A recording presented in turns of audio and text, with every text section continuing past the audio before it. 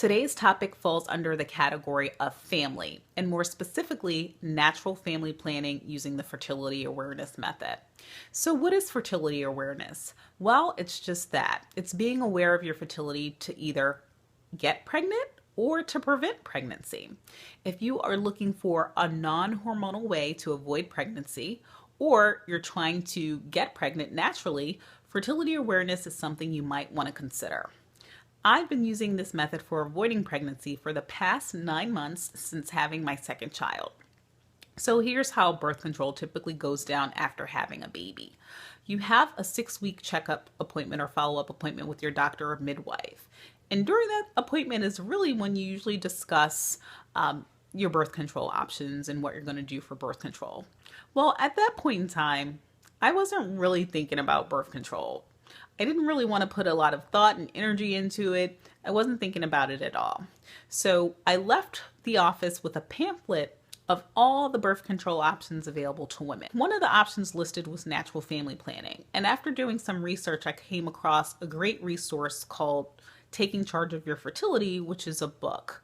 It's really informative in terms of providing you with information about your body and how your body works during your cycle.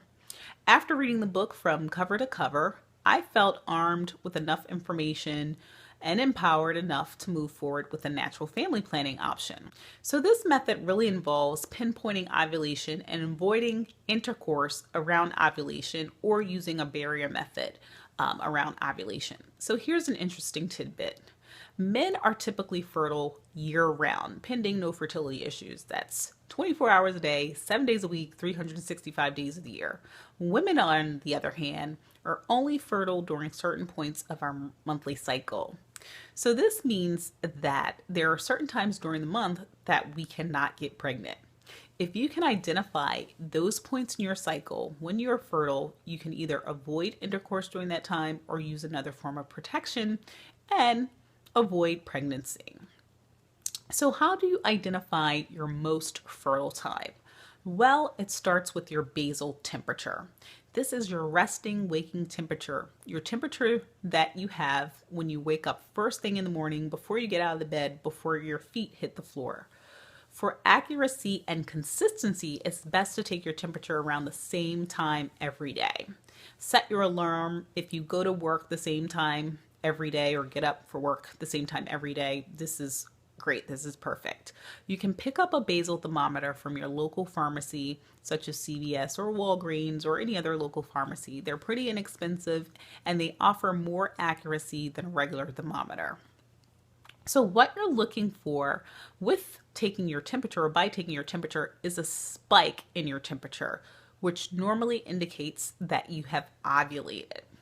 It usually occurs midway through the cycle, but not always. A temperature spike that you're looking for, or the temperature spike that you're looking for, is really a difference of 0.4 degrees. A 0.4 degree shift usually indicates ovulation, or a 0.4 degree shift or higher, combined with another symptom, which I'll talk about next. So for example, if you take your temperature, you've been taking your temperature throughout your month from the first day of your cycle, which is the first day of your menstrual cycle, and your temperature has been 97.3 consistently for several days. Then you get to a midpoint in your cycle and suddenly it's 97.9. Well, that's a 0.6 degree shift that you've experienced. So there's a pretty good chance that you might have ovulated. My pre-ovulation temperatures are usually around 97.2 to 97.5. My post-ovulation temperatures are 97.9 or more. So when you use this method, you need to really be getting at least 6 hours of sleep at night. It's not ideal for new moms, so if you are still waking up at night to feed your baby every 2 to 4 hours, you probably don't want to use this method until your baby is sleeping consistently through the night. Alcohol consumption, fevers, sicknesses, and illnesses can throw off your temperature. So in these cases, you would want to mark questionable temperatures or use a backup plan for protection. So once you've identified your basal temperature, you'll need to also combine this with another symptom or another marker. And that marker is your cervical fluid, okay, or the consistency of your cervical fluid or cervical mucus, which changes throughout the cycle. I know, TMI, but this is going to help you to avoid your most fertile times. In order for sperm to thrive and survive, they need the right environment. And your cervical mucus during a certain time in your month provides the ideal environment for them to thrive and survive. If you can identify this cervical mucus, then you can avoid pregnancy. Have you ever noticed dried fluid on your panties throughout the month or on tissue when you wipe yourself? Well, this is the cervical mucus that's made its way down from your cervix for you to actually see. You can check your fluid internally with your finger if you're not too squeamish. And when you notice a clear, egg white, stretchy mucus, this indicates your most fertile mucus. It's clear, egg white, stretchy, or even watery.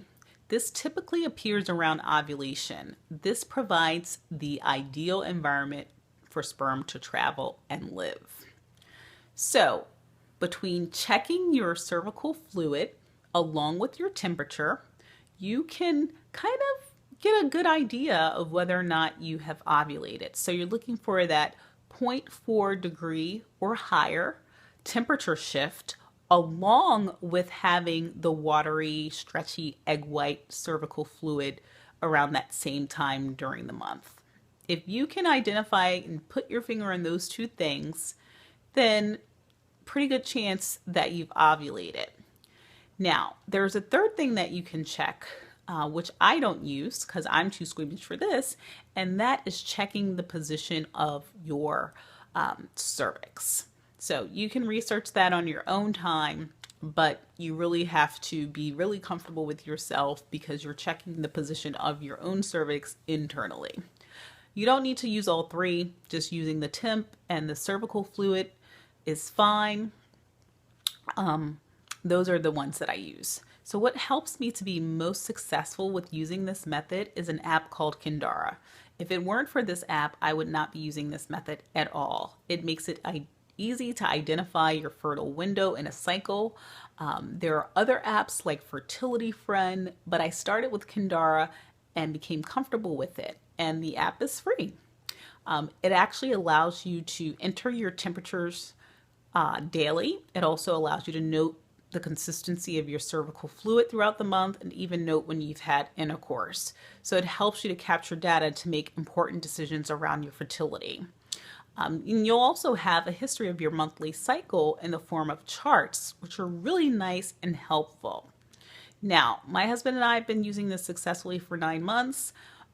During the times that I am ovulating or around ovulation, which is about 5 days before ovulation, you're fertile, since sperm can live or survive up to 5 days, and about 3 to 4 days after ovulation. So anywhere between 8 and 9 days out of the month, we would use a barrier method.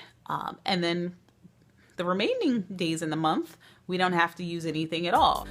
If you have any questions about fertility awareness or the symptothermal method and how it's been working for me, please put them in the comments below and I will definitely answer them. If you like the content that you heard today, please subscribe to Mommy Jules. So thanks for listening today and see you next time.